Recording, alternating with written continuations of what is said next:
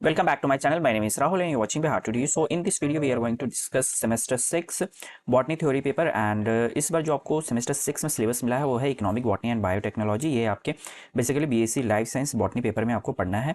सो सबसे पहले हम टॉपिक पढ़ने से पहले हम यूनिट देख लेते हैं कि कौन कौन से यूनिट आपके सिलेबस में पढ़ना है। सो यूनिट 1 में ओरिजिन ऑफ कल्टिवेटेड प्लांट्स है, यूनिट 2 सीरियल एंड मिलेट्स है, यूनिट 3 में पल्सेस क्रॉप्स के बारे में पढ़ने हैं, यूनिट 4 में स्पाइसेस हैं, यूनिट 5 बेवरेजेस एंड यूनिट 6 है ऑयल एंड फैट्स, यूनिट 7 जो है वो आपके fibre yielding plants, unit 8 plant tissue culture, unit 9 DNA recombinant technology. सो सिलेबस जो है वो अगर स्टार्टिंग से हम बात करें तो स्टार्टिंग से आपको कम है सिलेबस, लेकिन जैसे जैसे आगे हम यूनिट वाइज बढ़ते हैं या तो उतना ही ज़्यादा आपको सिलेबस मिलेगा। जैसे यूनिट जो 8 है उसमें प्लांट टिश्यू टेक्नोलॉजी है, ये बड़ी यूनिट है। यूनिट 9 जो है डीएनए रिकॉम्बिनेंट टेक्नोलॉजी, ये भी अगेन आपकी काफ़ी बड़ा यूनिट है। तो वन बाय वन हम पढ़ना स्टार्ट करते हैं। सो स्टार्ट करते हैं यूनिट 1 से। यूनिट 1 है आपके ओरिजिन ऑफ कल्टिवेटेड प्लांट्स। मैं आपको इस तरीके से पढ़ा दूंगा, बिल्कुल स्टोरी काइंड ऑफ स्टोरी, जिससे कि आपको पूरा जो चैप्टर है वो याद हो जाएगा। एंड सिमिलरली आप ये जो मैं इस वीडियो में जो भी नोट्स पढ़ाऊंगा वो नोट्स आप पीडीएफ फॉर्मेट में ले भी सकते हैं। इसके लिए आपको मुझे कांटेक्ट करना पड़ेगा। इसी वीडियो के नीचे मैं अपना व्हाट्सएप नंबर दे दूंगा जहां से आप मुझे कांटेक्ट कर सकते हैं। एंड ये जो पीडीएफ होने वाली है वो बेसिकली पेड रखूंगा मैं। कंबाइन अगर आप लोगे जूलॉजी बॉटनी केमिस्ट्री सेमेस्टर 6 के लिए तो वो काफ़ी आपको कम प्राइस में पड़ेगी, एंड सिंगल सिर्फ लोगे तो वो आपको ज़्यादा पड़ेगी। तो दोनों प्राइजेस जो है वो मैं मेंशन कर दूंगा यहाँ पे। सो स्टार्ट करते हैं। सबसे पहले हम देखते हैं कि आपके यूनिट 1 में concept of centre of origin and their importance with references to वोवी वोविलव वर्क के बारे में यहाँ पे आपको मेंशन करना है। तो ये बेसिकली मेरा नोट्स है जहाँ से मैं आपको पढ़ाने वाला हूँ, एंड काफ़ी अच्छी नोट्स है, बिल्कुल टू द पॉइंट है, एग्ज़ाम ओरिएंटेड है। यहाँ पे आप इजीली आप पूरी चीज़ें याद करके आप एग्ज़ाम दे सकते हैं। एंड इसी तरीके से बाकी के भी यूनिट्स आपको मिलेंगे, चाहे वो आपके बॉटनी का सेक्शन हो, जूलॉजी सेक्शन हो या केमिस्ट्री का हो। जल्दी मैं सारी वीडियोस भी वन बाय वन अपलोड कर दूंगा। सो मेरे चैनल को जरूर सब्सक्राइब करके रखें। सो स्टार्ट करते हैं। Unit 1 origin of cultivated plant concept centre of origin their important and references with Vavilov work. Basically इसको प्रोनाउंस करने का थोड़ा थोड़ा डिफरेंस हो सकता है, लेकिन वोविलव वर्क में प्रोनाउंस करूंगा इसको। कई लोग थोड़ा सा ये नाम ऐसा है कि निकोली वोविलव। तो ये बेसिकली एक साइंटिस्ट है, एंड इन्होंने क्या किया कि पूरा वर्ल्ड घूमा, 5 कॉन्टिनेंट इन्होंने घूमे, एंड देन काफ़ी सारे मोर देन 2,50,000 प्लस इन्होंने सीड्स को कलेक्ट किए, जो कि अराउंड आपके 1,500 प्लांट स्पीसीज के सीड्स थे। एंड उसे ले जाके फिर ये जहाँ के थे वहाँ पे जाके सबसे बड़ी जो है उन्होंने जीन बैंक जो है एक काइंड ऑफ इंस्टीट्यूट उन्होंने वहाँ पे खोला था, जो वर्ल्ड का सबसे लार्जेस्ट सीड स्टोरेज का वो इंस्टीट्यूट है। तो इन्हीं के बारे में इन डिटेल हम पढ़ेंगे, एंड कौन कौन से कहाँ कहाँ सेंटर इनको मिले सबसे ज़्यादा ओरिजिन ऑफ सेंटर प्लांट के, वो भी हम डिस्कस करने वाले हैं। सो concept of center of origin, volvule of center and center of diversity. So the concept of center of origin refer to specific geographical region where the group of plant species wild or domesticated first develop their distinct characteristics. तो ये basically concept of origin कहने का मतलब है कि वैसी geographical areas, particular areas जहाँ पे कोई भी प्लांट जो है या वाइल्ड या डोमेस्टिकेट पहली बार हुई है, और उसमें अगर हम बात करें उनके कैरेक्टर्स के बारे में, डिफरेंट कैरेक्टर्स मिलते हैं हमें, जैसे morphological traits, physiological traits, genetic आपके फीचर्स मिलते हैं। These region are also known as centre of diversity, यानी ऑरिजिन के साथ सेंटर ऑफ डाइवर्सिटी भी कहते हैं, बिकॉज यहाँ पे अगर हम देखेंगे कि काफ़ी सारे जो प्लांट हैं वो मतलब हाई जेनेटिक वेरिएबिलिटी वाले मिलते हैं। presence of cultivated crops, occurrence of wild relatives, and existence of transitional forms. The genetic variability in these centers arises due to evolutionary process such as natural selection. तो ये जो genetic variation आई है इस region में, तो वो by आपके natural selection से आई है, यानी नेचुरल सिलेक्शन इसके सर्वाइवल और reproduction of the fittest individual. Then mutation से आई है, सडन आपके चेंजेस आ गए जेनेटिक मटेरियल में एंड क्रिएट कर दिया आपके वेरिएशन। देन हाइब्रिडाइजेशन है, हाइब्रिडाइजेशन मीन्स के crossing of different individual to combine है, कंबाइंड ट्रेड्स, यानी जो सुपीरियर ट्रेड्स है, दो हमने मेल कोई प्लांट है उसके सुपीरियर ट्रेड कैरेक्टर को ले लिया और फीमेल का सुपीरियर, एंड देन फिर हम हाइब्रिडाइजेशन करा के कंबाइन किया हमने दोनों को ट्रेड को। Human activity like domestication and selecting breeding further enhanced this variability. तो ह्यूमन एक्टिविटी से हम ये जो आप आज देखते हो जितने भी डोमेस्टिकेटेड प्लांट्स वगैरह हैं वो बेसिकली ह्यूमन ही सेलेक्ट किए हैं, उनके जो भी फीचर्स वगैरह हैं सारे। The in cultivative plant centre of origin are consider the cradles of agriculture where early humans shifted from hunting and gathering the to systematic farming practices। तो अगर हम बात करें इनिशियली जो ह्यूमन थे वो हंटिंग पे डिपेंड थे, लेकिन धीरे धीरे वो शिफ्ट कर गए आपके एग्रीकल्चर करना स्टार्ट कर दिया था उन्होंने, जो भी क्रॉप्स वगैरह उगाना स्टार्ट कर दिया था। This transition took place during neolithic revolution approximately 10,000 to 12,000 year ago. तो ये अप्रॉक्स अगर हम माने तो ये जो रिवोल्यूशन हुई है अराउंड 10,000 से 12,000 ईयर अगो हुआ था, जहाँ पे जो ह्यूमंस थे वो काइंड ऑफ कह सकते हो कि वो जहाँ वो माउंटेन जो गुफाएं में रहते थे हंटिंग करते थे उससे निकल के वो फील्ड्स में आए एंड वो क्रॉप वगैरह एग्रीकल्चर वगैरह एक मतलब काइंड ऑफ आप कह सकते हो सोसाइटी बिल्ड करना स्टार्ट कर दिया था उन्होंने। फिर कुछ एनिमल्स वगैरह भी पेट करना स्टार्ट कर दिया था। The concept is important for understanding plant domestication, conserving biodiversity and improving modern crops। तो ये कुछ आपके important concept है। They center serve as a reservoir of valuable genetic resources which provide traits such as आपके disease resistance, environmental adaptability and high yield better nutritional quality. तो ये अगर हम बात करें जो ये जेनेटिक रिजर्वायर है वो हमें एक तो डिजीज रेजिस्टेंस प्लांट प्रोवाइड कराती है, इन्वायरमेंटल एडेप्टेबिलिटी टॉलरेंट बनाती है प्लांट को, हायर यील्डिंग होती है एंड बेटर न्यूट्रिशनल क्वालिटी वाली होती है। Their traits are crucial for addressing global changes like climate changes, population growth, and food security। The concept was appointed by Nikolai Vavilov ये 1887-1993 whose work significantly contribute to plant science में इनका काफ़ी बड़ा contribution रहा है। And Nikolai Vavilov contribute and development of the theory. इन्होंने ये origin of centre of origin की जो थ्योरी है वो डेवलप किया था, ये वो साइंटिस्ट है वॉविलव एंड निकोलाई वॉविलव जो थे वो। अगर उनके हम सेंटर ऑफ ऑरिजिन की बात करें तो develop the concept of centre of origin through existence expedition conducted by 1916 से 1940 तक इन्होंने एक्सपेरिमेंट कंडक्ट किया था। किस तरीके से किया था तो ड्यूरिंग दिस एक्सपेडिशन इन्होंने ट्रैवल किया अराउंड अक्रॉस आपके 5 कॉन्टिनेंट। 5 कॉन्टिनेंट में आपके कौन कौन से आ गए, एशिया आ गया, यूरोप आ गया, Africa, North America and South America आ गया। मोर देन आपको मैंने कहा था कि 2.5 लाख सीड जो है सैंपल को कलेक्ट किया था और कवर्ड किया था अराउंड 1500 प्लांट स्पीसीज, यानी 1,500 प्लांट स्पीसीज को इन्होंने मोर देन इसके सीड्स कलेक्ट किए थे। As director of all union institute of plant industry, यानी ये सेंट पीटर्सबर्ग में इन्होंने काफ़ी बड़ा इंस्टीट्यूट खोला जहाँ पे इस्टेब्लिश किया वर्ल्ड का largest seed bank at that time. तो ये उसकी फ़ोटो है, यहाँ पे आप देख सकते हो सीड जो है उस सीड की कलेक्शन है। इम्फोसाइज इन्होंने फोकस किया कि preservation of genetic diversity for further breeding. His methodology was interdisciplinary are included botany, geography, linguistic, archaeology and ethnography. तो botany means study of plant होती है, जियोग्राफी मीन्स के अर्थ के बारे में स्टडी कर रही है, इट्स फिजिकल फीचर्स के बारे में, linguistic study of language and archaeology means की study of ancient human remains and artefacts and ethnography means की study of culture and human societies के बारे में।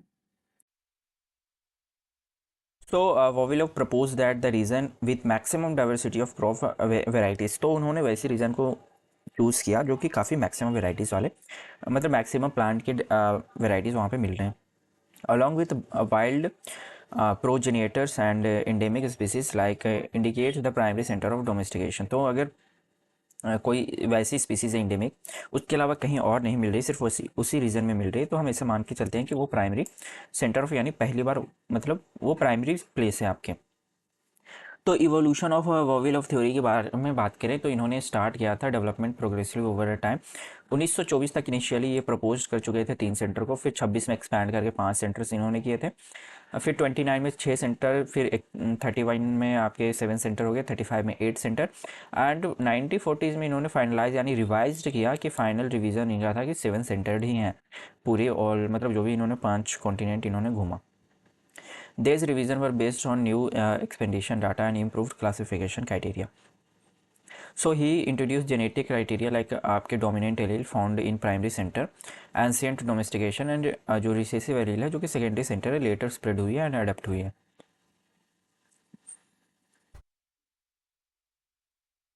Now primary and secondary centre के बारे में मैंने बताया कि प्राइमरी सेंटर जहाँ ओरिजिनल साइट ऑफ डोमेस्टिकेशन है, जो सेकेंडरी सेंटर होती है वो लेटर ऑन जो स्प्रेड हुई है या फिर अडप्ट हुई है, region where the crops diversified after introduction.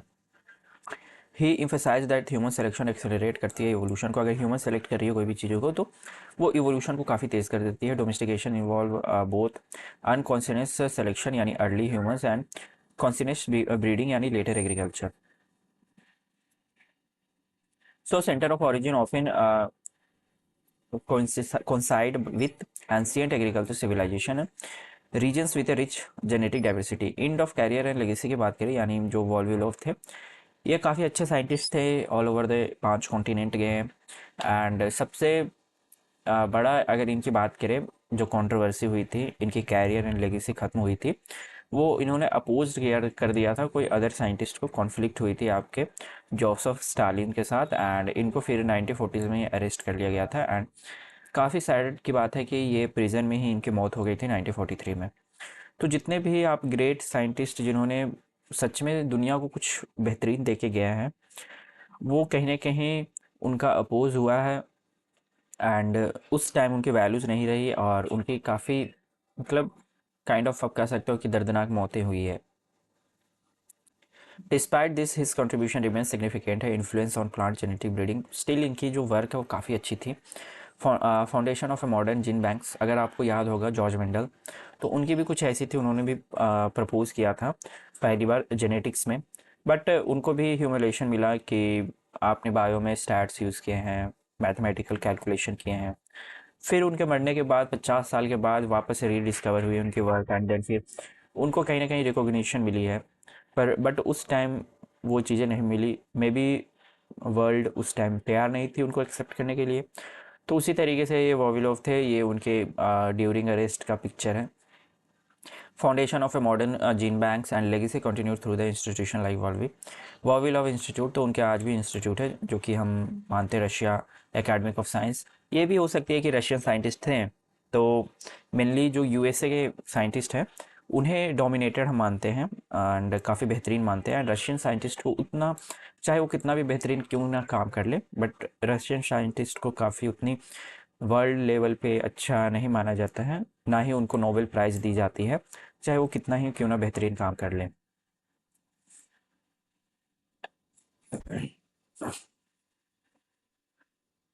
तो ये उनके इंस्टीट्यूट का देख सकते हो कुछ, सेंट पीटर्सबर्ग।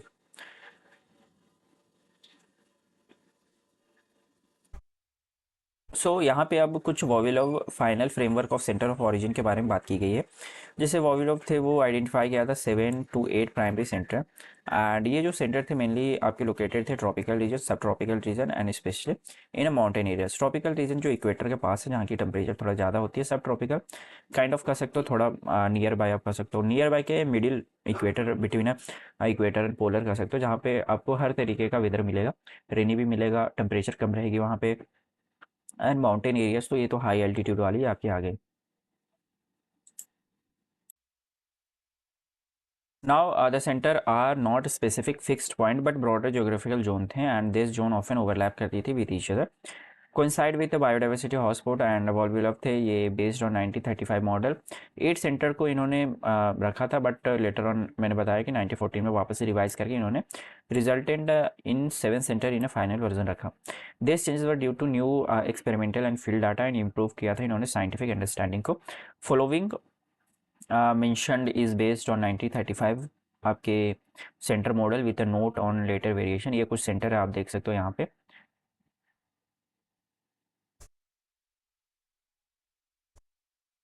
ये वर्ल्ड मैप है आपका, जहाँ पे इंडिया का ये यहाँ पे आपको दिख रहा होगा, ये चाइना का सेंटर है। तो स्टार्ट करते हैं China centre of origin. China ही क्यों, क्योंकि इसे वन ऑफ द ओल्डेस्ट हम कह सकते हैं, मानते हैं, कंसीडर करते हैं कि oldest and most genetically diverse centre ये है आपका चाइना सेंटर ऑफ ओरिजिन, जो कि ईस्ट एशिया में पड़ता है। It is considered one of the oldest and most genetically diverse identified by Nikolai Vavilov. The origin of agriculture in this region, अगर हम डाटा बैक की बात करें तो अप्रॉक्सीमेटली 9000 बिफोर प्रेजेंट, यानी इतना पहले 9000 ईयर अगो यहाँ पे एग्रीकल्चर स्टार्ट हो गई थी।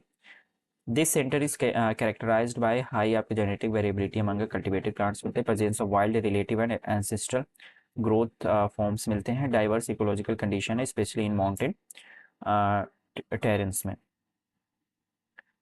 The region has contributed more than 130 plant species making one of the richest center of crop diversity। तो कौन से ऐसे मतलब प्लांट्स थे जो फर्स्ट हम कह सकते हैं कि वहाँ पे ही थे, तो सोयाबीन, राइस, मिलेट। हालांकि राइस आपके इंडिया में भी मिलेंगे राइस के, बट राइस के दोनों जगह अलग अलग वैरायटी है, चाइना में अलग है पर इंडियन राइस की वैरायटी अलग है।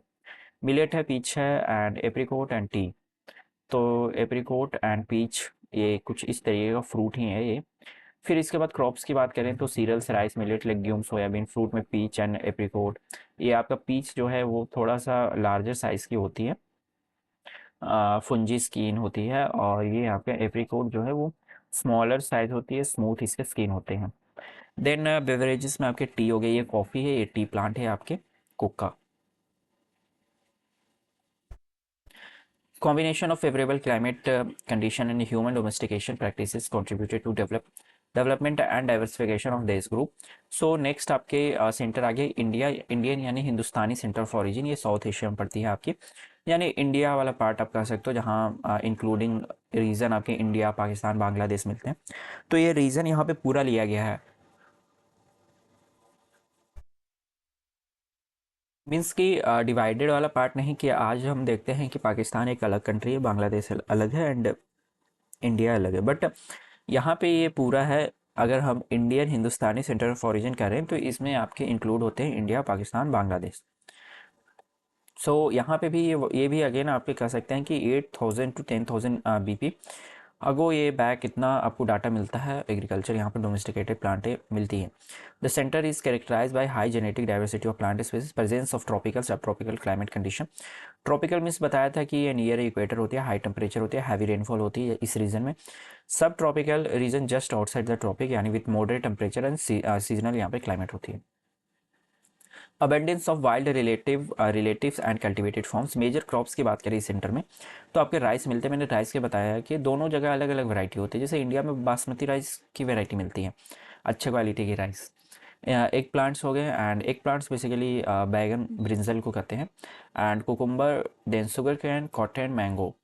तो ये आपका एग प्लांट है। एंड ये cucumber, the centre is particularly rich in tropical fruits like mango. Vegetables में आपके एग प्लांट, कुकुम्बर, इंडस्ट्रियल में cotton, sugarcane, and spices and diverse plant resources मिलते हैं। तो ये कॉटन वगैरह, ये शुगर कैन आपका हो गया।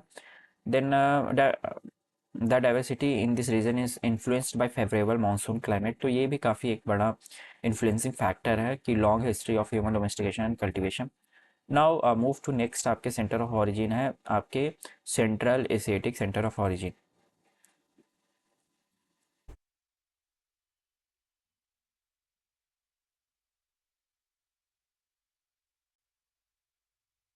तो central Asiatic centre of origin की बात करें तो ये बेसिकली कौन से रीजन मिलते हैं central Asiatic centre of origin में, तो Afghanistan, Tajikistan, Uzbekistan and north western part of India. तो यहाँ पे आप देख सकते हो अफगानिस्तान यहाँ है, तजिकिस्तान, तुर्कमेनिस्तान। तो ये कुछ रीजन है जहाँ हम मानते हैं कि central Asiatic centre of region है।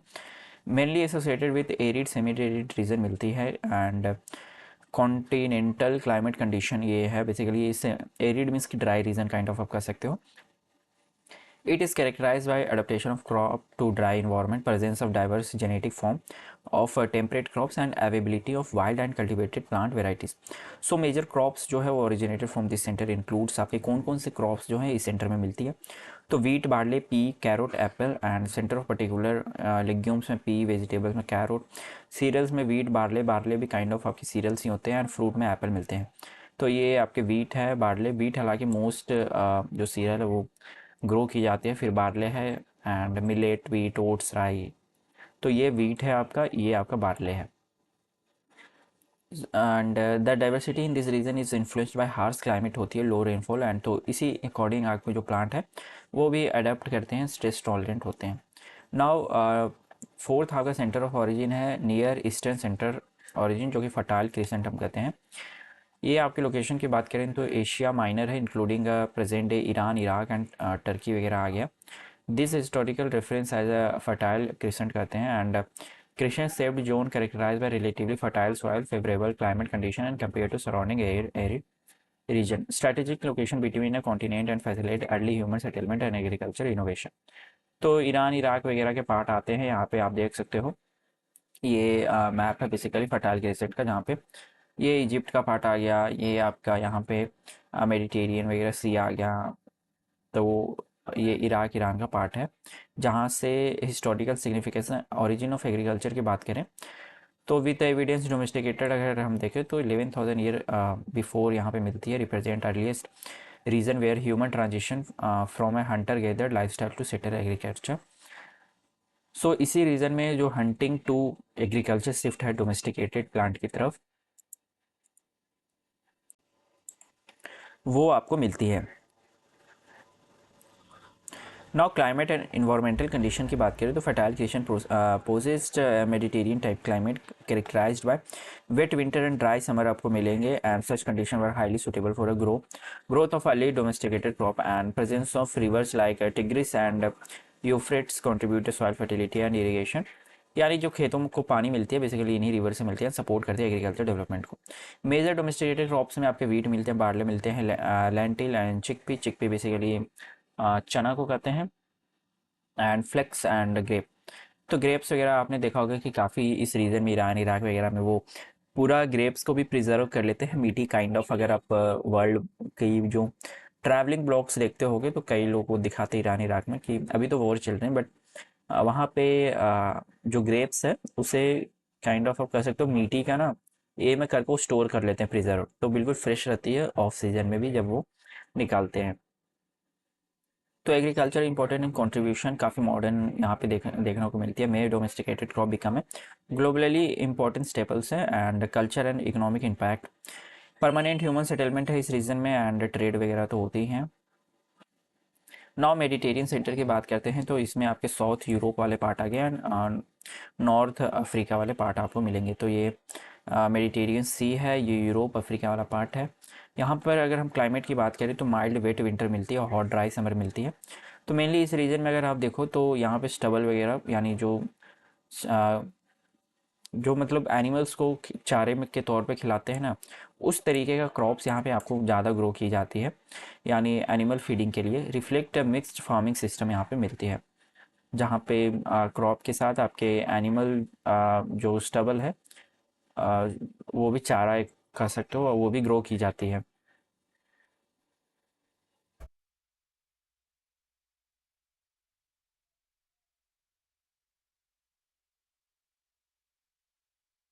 मेजर डोमेस्टिकेटेड क्रॉप्स की बात करें तो ऑलिव जो है वो ऑयल प्रोड्यूसिंग क्रॉप होती है, एंड ये ऑलिव का प्लांट है, ये सीड से इससे ऑयल प्रोड्यूस की जाती है। कैबेज की बात करते हैं तो widely cultivated leafy vegetable with several varieties, आपकी कॉलीफ्लावर ब्रोकली काफ़ी सारे वेराइटीज़ होते हैं। हम जो खाते हैं वो मेनली आपकी ग्रीन कैबेज या वाइट कैबेज मिलती है, इसी की वेराइटीज़ हम खाते हैं। कई लोग यहाँ पे जैसे तुस्कान कैबेज वगैरह हो गया, ये लीफी काइंड ऑफ होते हैं, इस तरीके के भी आप आजकल सुपर मार्केट्स में मिलते हैं, नेपा कैबेज, ये सौवी कैबेज इस तरीके का। तो ये सारे कैबेज का ही वेराइटीज़ है। फिर बीट है, beet sugar beet table beet होती है, ये बीट का आप वेराइटीज़ यहाँ पे देख सकते हो। ये शायद हिंदी में इसे शकरकंदी में भी कहते हैं, मुझे उतना आइडिया नहीं है। फिर ओट है जो कि सीरियल में ही आती है आजकल, ये फोडर है, use for fodder and human consumption के लिए। फिर लेंट्यूस है, ये कॉमन लीफी वेजिटेबल होती है, सैलेड के लिए यूज़ की जाती है। तो हिस्टोरिकल एंड कल्चरल सिग्निफिकेंस में ज़्यादा यहाँ नहीं बता रहा, बस फिर भी एक बार मैं रीड कर देता हूँ कि domesticated and cultivated crops in a region is closely associated with ancient civilizations such as Greeks and Romans. Their society contributes significantly to the selection, improvement, and spread of cultivated plant as well as development of advanced agriculture practices. तो ये कुछ Roman वगैरह and Greek वगैरह थे, तो इनका जो था वो काफ़ी टाइम से एग्रीकल्चर वगैरह करते आ रहे हैं, एंड ह्यूमन सेटलमेंट भी इस रीजन में काफ़ी अच्छी खासी मिलती है, काफ़ी टाइम से मिलती है। एग्रीकल्चर कंट्रीब्यूशन एंड इंपॉर्टेंस तो मेडिटेरियन जो है वो सेंटर कंट्रीब्यूट करते हैं greatly global vegetable diversity and dietary pattern को। नाउ आपके सिक्स्थ है एब्सिसियन या यूथोपियन सेंटर ऑफ ओरिजिन। यहाँ की बात करें तो इथोपिया एंड एरिटेरिया जो है उसमें अगर diverse topography and including highland and semi arid region मिलते हैं यहाँ पे। Minor but highly distinct centre of crop origin यहाँ पे मिलेंगे, इंडिजिनियस अफ्रीकन क्रॉप्स जैसे सोरगा मिलेट एंड यम मिलते हैं। आपके क्लाइमेट फीचर की बात करें तो सेमी एरिड रीजन है, sub humid climate, and major crops इसमें सोरगम है, सोरगम बोले तो स्टेपल ड्राउट रेजिस्टेंस, ये आपके सीरियल होते हैं। ये आपके सोरगम है। देन टिफ है, ट्रेडिशनल इथोपियन ग्रेन होती है। कॉफ़ी, कॉटन एंड ओकरा। ओकरा मीन्स की भिंडी। कई लोगों को भिंडी पसंद नहीं होगी, बट मुझे पसंद है। तो ये काफ़ी ग्रो की जाती है इस रीजन में, वाइडली यूज्ड वेजिटेबल क्रॉप है। ये अपना इंडिया में भी काफ़ी कंज्यूम किया जाता है, मतलब मे बी कई लोगों को पसंद हो, कई लोगों को ना भी पसंद हो।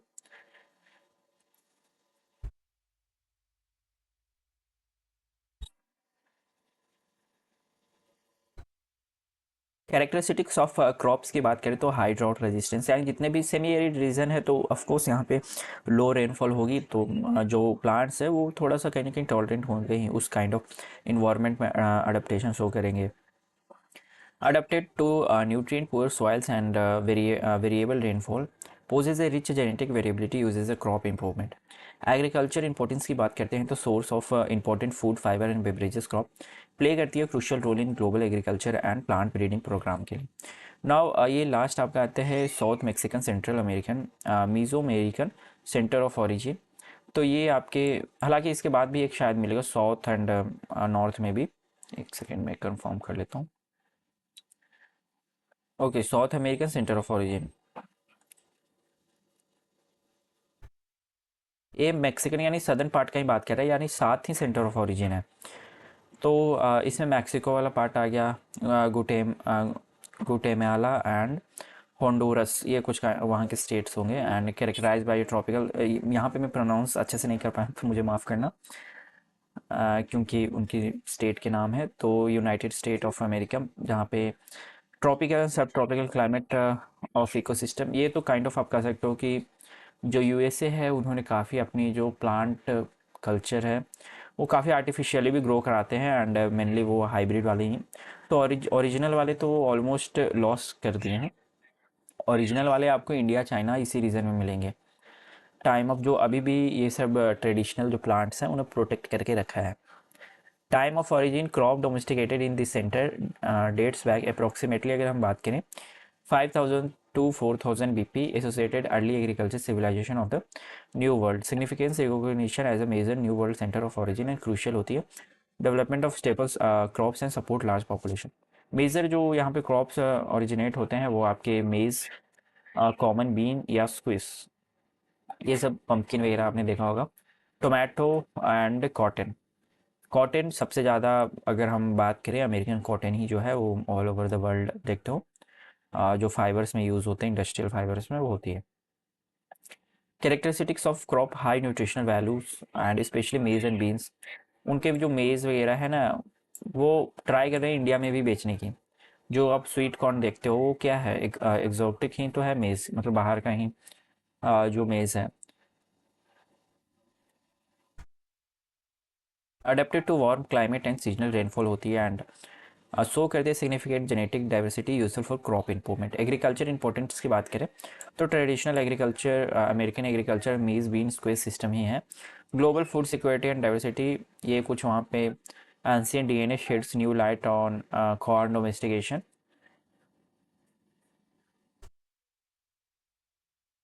मॉडर्न कलरफुल मेज वेराइटीज, तो जो भी यहाँ पे अगर आप देखोगे बायो इंजीनियरिंग की यूज़ करके प्लांट के ये को मॉडिफाइड कर दिया गया। तो इंडिया में काफ़ी ऐसे प्लांट जो है ना वो बैंड है ऑलरेडी, क्योंकि ये जो प्लांट अगर एक बार आपने इंट्रोड्यूस कर दिया मान लो, तो यहाँ के जो नेटिव स्पीसीज है ना उन पे ये डोमिनेट कर जाती है ये सब प्लांट, इसलिए हर ये को अप्रूवल नहीं मिली है। South America and Andean centre of origin, तो इसके पेरू, मतलब साउथ अमेरिका का ही पार्ट आ गया, Peru, Bolivia and Ecuador. Sometimes includes Amazonian and Chilean sub centres इसमें इंक्लूड होते हैं। ये यहाँ पे बोलिविया, पेरू, कोलंबिया, वेनेजुएला वाले पार्ट आ जाती है। एंड इसमें भी अप्रोक्सीमेटली आपके सेम ही ईयर बैक मिलते हैं, associated with ancient Andean civilisation and significant new world centre of origin and root tuber and pseudo cereals crops वगैरह मिलते हैं, potato and quinoa. Quinoa basically nutrient rich pseudo cereals होती है, ये आपका Q quinoa, okay. ये उनके basically seeds हैं, कलरफुल आप देख रहे हो उनके सीरियल्स हैं। पीनट आ गए आपके, फिर कसावा, कसावा बेसिकली आपके रूट ट्रॉपिकल रूट क्रॉप होती है। ये कसावा है। फिर स्वीट पोटैटो, ये आपका शकरकंद हो गया, ये तो हम इंडियंस भी कंज्यूम करते हैं। एंड काफ़ी सारे आपने के ड्रामास वगैरह देखे होंगे, तो काफ़ी सारे वहाँ पे इंडिया में तो काफ़ी कम कह सकते हैं कि स्वीट को मतलब स्वीट पोटैटो जो है वो आपको रोड पे बिकते हुए मिल जाएंगे, बट जो कोल्डर रीजन होते हैं वहाँ पे मिलती है ये काफ़ी फ्रिक्वेंटली। शॉप्स पे छोटे छोटे ठेले होते हैं स्ट्रीट वाले, जैसे यहाँ कॉर्न मिलते हैं ना, तो उसी तरीके से अभी स्वीट पोटैटो वहाँ पे मिलते हैं।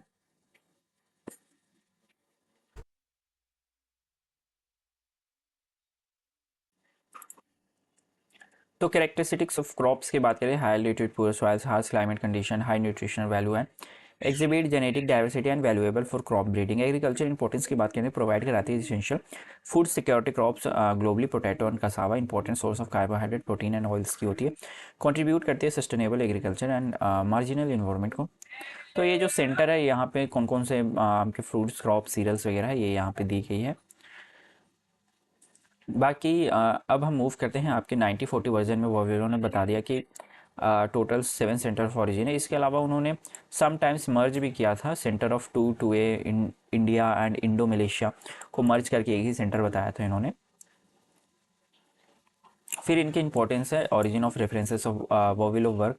तो वोविलो जो वर्क है वो क्रूशियल रोल प्ले करती है आपकी एग्रीकल्चर ह्यूमंस इवोल्यूशन में, agriculture evolution and human civilisation में। सेंटर एक्ट है जेनेटिक जीन पूल की तरह काम करती है। ऑफ कोर्स इतना सारे वो सीड्स को कलेक्ट करके वो ले गए, तो एक अच्छा खासा उनके पास जीन पूल है।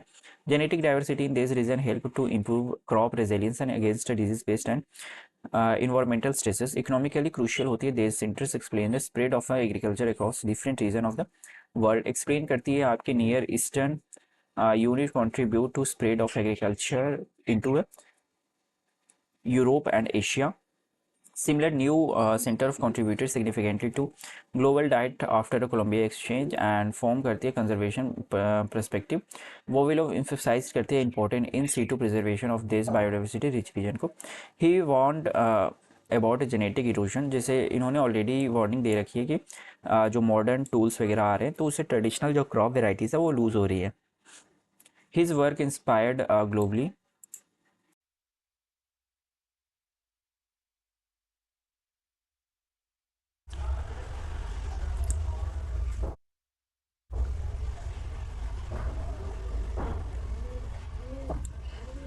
तो सिग्निफिकेंटली वोविलो वर्क आपके लिंक्ड करती है Darwinian evolution with Mendelian genetics and demonstrated that human selection in agriculture work करती है similarly to natural selection process.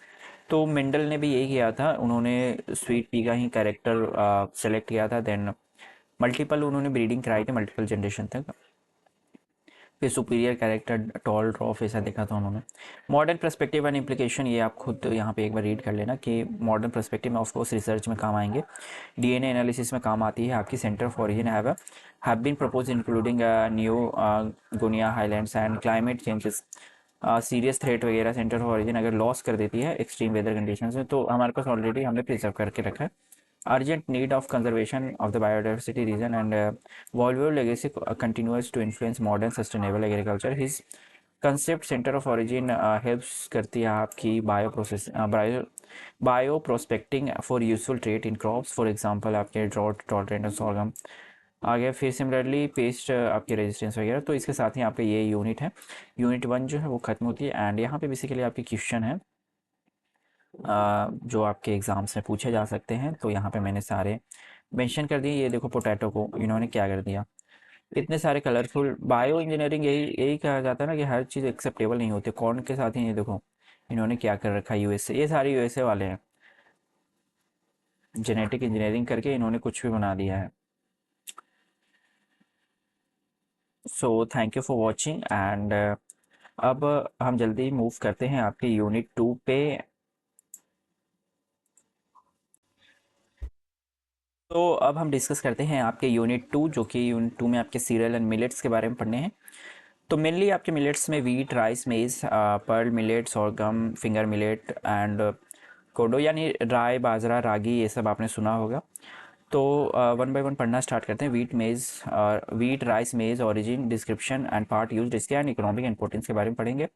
फिर मिलेट में Perl millet, sorghum, kodo and finger millet के बारे में इन डिटेल पढ़नी है। तो सबसे पहले जान लेते हैं कि सीरियल मिलेट्स जो होते हैं स्टेपल फूड होते हैं belonging to grass family Poaceae, and they provide a primary source of carbohydrate and proteins, other nutrient for a large portion of the global population। the part used basically यहाँ पे grains use होते हैं जिसे हम caryopsis कहते हैं, which consist of endosperm, starchy storage tissue, germ, embryo and bran जो कि outer layer होती है, rich in fiber and nutrient होती है। wheat, सबसे पहले wheat का हम डिस्कस करेंगे। तो origin wheat originated in fertile crescent region यानी मिडिल ईस्ट में हुआ था, टर्की, सीरिया, इराक वगैरह में around 10,000 to 12,000 year ago during जब नियोलिथिकल पीरियड में। यूज जो पार्ट होती है वो ग्रेन होती है, dry in a dry one seeded fruit होती है, which is a hard outer bran layer होती है, aleurone rich in protein and starchy endosperm होती है। The plant is an annual grass with a tile narrow leaf and terminal spike inflorescence belonging to spikelets। तो structure mainly आती है ये wheat grains का, आपके प्रैक्टिकल वाले भी पार्ट में है, तो इस तरीके का आप स्ट्रक्चर बना सकते हो जहाँ पे ये ब्रश है, देन इंडोस्पर्म है, ये आपकी सीड कोट है, एंड ये एलियोडोम लेयर है, कॉटलीडन है, बर्ड है, एंड पेडिकल रेडिकल। ओके, तो ये diagram basically economic important of course ये 35% ऑफ वर्ल्ड पॉपुलेशन को फीड कर रही है, सर्व कर रही है। Processed into a flavor of for bread, pasta, noodle, chapati and baked goods, it's contribute to significant to global food security trade। And तो Europe वाले तो ब्रेड ही खाते, वो तो चपाती खाते नहीं हैं, तो हम लोग खाते हैं इंडियंस। नाउ राइस की बात करते हैं, तो राइस भी आपके मेनली राइस जो इंडिया चाइना में ही हुई है and domesticated dating back approximately 8 to 9,000। It later spread आपके South and South East Asia में लेटर स्प्रेड हो गए थे। इसके भी जो मेन पार्ट यूज होते हैं वो grain is caryopsis enclose in hull lemma paleae, and plant is an annual semi aquatic grass होती है। यानी अगर आपने अगर राइस का प्लांट देखा होगा तो उसको काफ़ी पानी चाहिए होता है, तो ये वैसे रीजन में ज़्यादा होती है जहाँ पे मतलब वाटर अवेलेबिलिटी हो। धान की खेती अगर आपने देखी हो तो ये काफ़ी सिंपल से चैप्टर है, छोटा सा चैप्टर है जो यूनिट 2 है। इकोनॉमिक इंपॉर्टेंट की बात करते हैं तो rice one of the most important staple food for over half of the world population. अगर इंडिया की बात करें, इंडिया में देखो राइस कितनी कंज्यूम की जाती है, particularly Asia, India, China, Korea, हर जगह, मतलब जो भी एशिया में है। Main source of calories and consumed as a polished rice parboiled rice और प्रोडक्ट्स लाइक आपके राइस फ्लेवर या नूडल्स। चाइना में बात करें तो चाइना के लोग नूडल्स बहुत ज़्यादा कंज्यूम करते हैं, तो वो बेसिकली आपके राइस नूडल्स भी होते हैं। फिर आपके सिमिलरली कोरिया, बट इंडिया में क्या है कि ये इंडिया में इतने प्रोडक्ट्स बनाते नहीं है इतने, इंडिया में डायरेक्टली वो जस्ट चावल, पॉलिश्ड चावल होते हैं एंड देन फिर उसे कंज्यूम करते हैं। इट सपोर्ट्स, फिर भी मैं एक्सपेक्टेशन है कि इंडिया में काफ़ी प्रोडक्ट्स होने चाहिए राइस बेस्ड। हालांकि लोग अगर 40 रुपये 50 रुपये केजी राइस मिल जा रही है, अगर वही प्रोडक्ट अगर मान लो उन्होंने बनाया, प्रोसेसिंग किया, तो उसकी कॉस्ट ज़्यादा भी हो सकती है।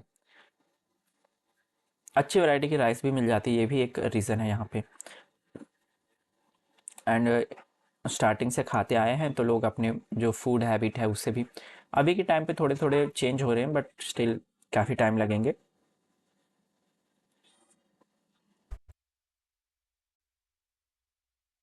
It supports livelihood in rice growing region and vital for food security in humid tropical areas। And मेज या मेज वगैरह आ गया, ये आपके मैक्सिको वाले पार्ट में होते हैं, डोमेस्टिकेटेड फॉर्म में। ट्यूस्टाइन एंड अराउंड 900 ईयर्स वो पार्ट यूज होते हैं। Grain kernel large caryopsis attach to cob with hull and endosperm जंस होते हैं। सो ये आपके कॉर्न हैं एंड ये बेसिकली कर्नल यूज़ होती है, आपकी सीड आप कर सकते हो। इकोनॉमिक इंपॉर्टेंट काफ़ी है बेसिकली। अगर कॉर्न की हम बात करें, एक तो ह्यूमन फूड के तौर पे एनिमल फीड, इंडस्ट्रियल प्रोडक्ट में बेसिकली इथेनॉल वगैरह बनाने के लिए काफ़ी यूज़ होती है, बायो फ्यूल्स वगैरह के लिए जो कि व्हीकल्स वगैरह में यूज़ कर सकते हैं। American, China and Africa, mainly ये अमेरिका, जो अमेरिकन कॉर्न है ना वो कहीं ना कहीं पूरे वर्ल्ड में डोमिनेट कर रही है, और वो कह भी रहा है अमेरिका कि आप मेरी कॉर्न खरीदो जो भी आप बायो फ्यूल वगैरह बना रहे हो उसके लिए। मेजर एंड माइनर मिलेट्स में आ गए तो ये कुछ मेजर जैसे पर्ल मिलेट हो गया, सोगम हो गया, लिटिल प्रोसो मिलेट वगैरह हो गया, फिंगर मिलेट, ये रागी आपका हो गया। देन ये बेसिकली जो सोरगम जो है ना वो हम ज्वार को कहते हैं, ज्वार। पर मीटर बाजरा को कहते हैं। एंड इसी तरीके से कुछ है इसके, एंड इसे सुपर फूड भी कहते हैं बेसिकली कई लोग, क्योंकि ये हाई प्रोटीनियस होती है, रिच इन प्रोटीन। तो ये सोरगम प्लांट है, ये ट्रॉपिकल ईस्टर्न अफ्रीका, बेसिकली ये ड्राइड रीजन वाले प्लांट हैं एंड जहाँ पे लो रेनफॉल हो। फिंगर मिलेट आ गया, फिंगर मिलेट हम रागी को कहते हैं।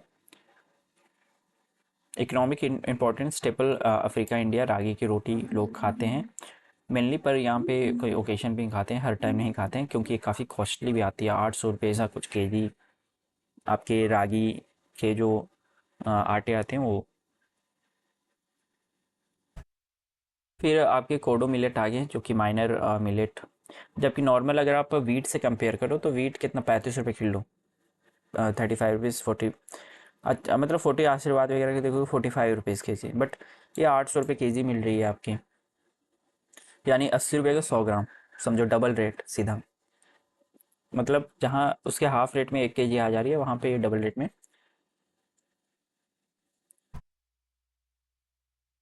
तो ये मिलेट्स हो गए, जो कि मिलेट्स गेनिंग है renewed important due to their sustainability climate resilience and nutritional benefit है contribute to global food security and health in face of climate. But सबसे ज़्यादा जो सीरियल्स में अगर बात करें तो वीट है, वीट कंज्यूम की जाती है। तो इसके साथ ही आपका यूनिट 2 जो है वो ख़त्म होता है। यूनिट 2 काफ़ी छोटी सी यूनिट है and so thank you for watching.